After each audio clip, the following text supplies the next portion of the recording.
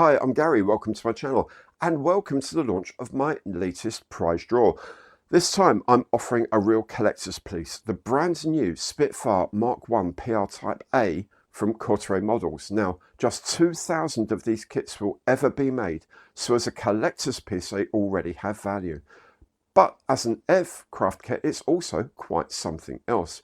Kotare kits are famous for their accuracy and fit, and the instruction manuals are pretty much second to none. It's the same with this kit, immaculately researched and superbly achieved. As I say, once the 2,000 have been made, Kotare say the moulds will never be used again. To give you an idea of how short a run this is, my recent Airfix 1/24th scale Messerschmitt Bf109 Super Kit was labelled at, I think, number 240 out of 13,500. Now, to be in with a chance of winning this superb kit, all you need to do is follow this link to my online partner company raffle.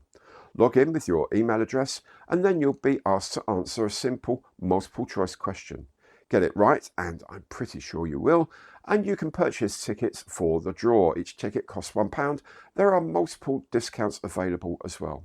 The draw is open now and will run until the end of Saturday, 7th of February.